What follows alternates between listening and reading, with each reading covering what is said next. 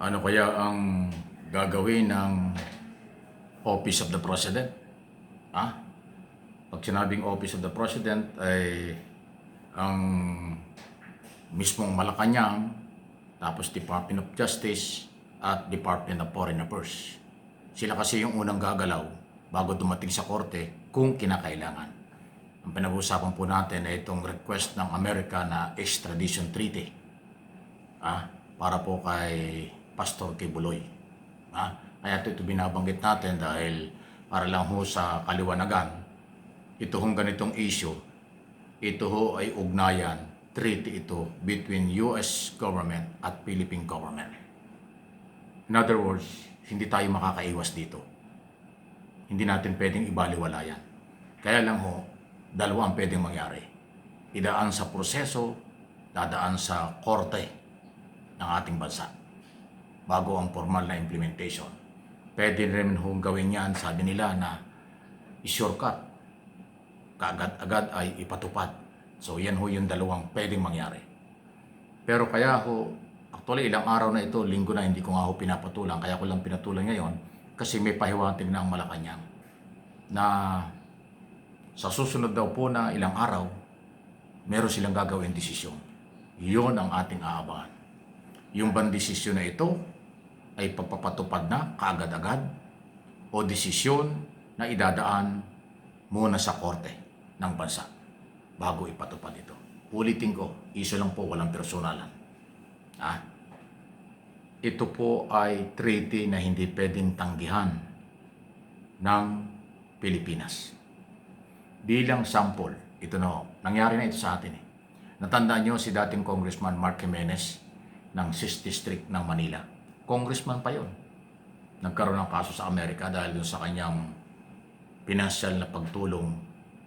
Sobrang pagtulong niya ng pera sa kandidatura noon ni Clinton, Harry Clinton, yung babae. Pero bawal sa Amerika yung kinasuhan siya. Bumalik siya rito sa Pilipinas, may kaso sa Amerika, nag-congressman.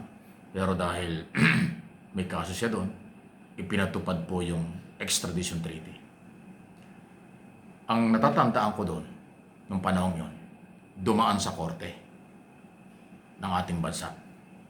Pero nagkaroon din ng final decision ang korte na ipatupad at ibigay siya, kaya walang nagawa.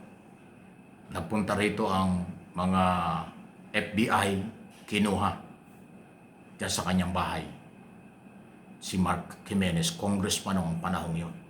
Iniscort pa ng dalawang kaibigang congressman papunta ng Houston, Texas. Okay. Nakulong si Mark Jimenez doon ng ilang taon kung di ako nagkakamali.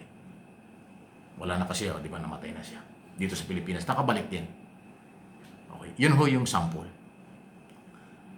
Extradition treaty dahil mayroong kaso sa Amerika si dating congressman. Pero kahit congressman siya, kinuha pa rin ng Estados Unidos. Kaya yan ho yung pwede rin mangyari kay Apollo Kibuloy. Kasi yung formal na request ng Estados Unidos, inuulit ko dahil mayroong treaty, hindi yan maiiwasan. Dalawa nga lang ang pwedeng mangyari. Kaagad-agad ipatupad or idaan muna sa ating korte. Dahil para bigyan ng pagkakataon itong mga abogado ni Kibuloy na mag-file sa korte. Pero sa bandang huli, hindi pa rin yan mapipigilan ng ating korte. Ang issue lang dito kay Kibuloy at saka kay Mark Jimenez magkaiba. Si Mark Jimenez nung araw, walang kaso sa Pilipinas. Kaya napabilis din na siya makuha ng Amerika. Si Kibuloy kasi halos 2 taon na, pagdating ng September, nakakulong. May ginawa siyang kaso dyan sa RTC ng Pasig. Okay? So yun ho yung isang issue dyan. Kailangan bang tapusin yung kanyang kaso bago siya ibigay ng Pilipinas sa Amerika? O pwede namang temporary lang? Kasi doon ho sa batas, doon ho sa extradition treaty ng Pilipinas. Nandoon sa treaty yan. Ang temporary na isurrender. Pag sinabing temporary, hindi pa tapos yung kaso rito. Ibibigay sa Amerika. Tapos, pagkatapos sa Amerika, kung ano man mangyari, pagbalik niya ng Pilipinas, itutuloy pa rin yung kanyang kaso dito. Yun po yung temporary na pagbibigay sa kanya. So maraming option.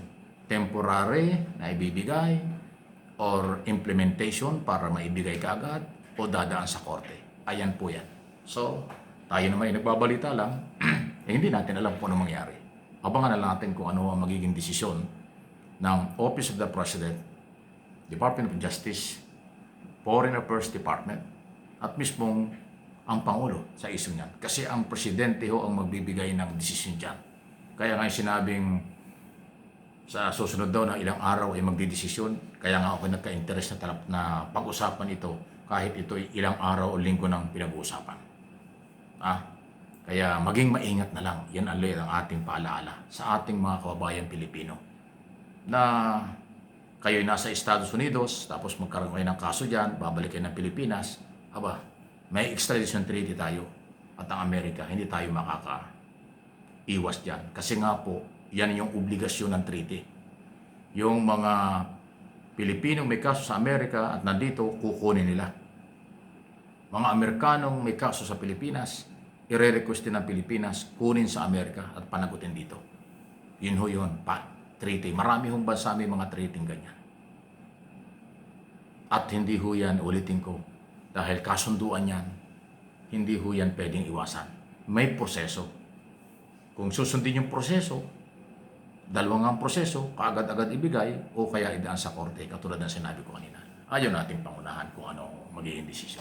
So yan po, wala tayong kinakampihan dito kung ano ho ang maaari mangyari. Pinag-uusapan lang natin, sinasabi dahil nandyan na. Ilang beses na hong nagpa-interview at kinumpirma ni Ambassador Romualdez, Philippine Ambassador to Washington DC, sa Estados Unidos, na yun nga ho ay formal request mula sa State Department. Pag sinabing State Department ng Estados Unidos, ayan ay formal na implementation ng treaty. Ayun po ang ibig sabihin nun. So, nasa Pilipinas na kung ano ang kailang gagawin. Kung mangungulit ang Amerika, karapatan nila yon. Kung mapipressure ang gobyerno sa request ng Amerika, hindi natin alam yan. Dahil ang Amerika pag nag-request, gusto nila forthwith, kaagad-agad yan. Wala sa kanilang paligoy-ligoy kasi wala silang pakialam sa local politics sa Pilipinas. Walang pakialam ang ibang bansa sa ating pang-political na issue. At kung ano man ang problema rito, wala silang pakialam dyan. Ang kanila, dahil may treaty, may kaso ron na pananagutan, may kaso doon na dapat harapin, yun. Proseso naman yan. Hindi naman ibig sabihin, dinala ka sa Amerika, guilty na. Magkakaroon po doon ng trial. Kaya lang doon, juro. Tama ba? Napakabilis sa kanila ng pagdedesisyon. Kasi doon ang mga nagde-decide kung sinong mapiling juro, mga judge, sila ho'y magtuturo, sila kahit na hindi abogado, sila nagde-decide, gano'n sa kanila. Minsan nga, pangkaraniwang tao, sila yung kukunin na maging bahagi ng hukom nila. At kung ano ang kanilang desisyon, yun ho yung anong mangyayari. Hindi katulad sa atin dito. Talagang justice o judge ang nagde-decide. Sa kanila hindi. Civilian. Jury system. Kaya napakadali sa kanila na mag-decide kung guilty o not guilty ang sino mang may kaso, kahit sino. Tingnan natin kung ano mangyayari. Please like and share, subscribe, and follow.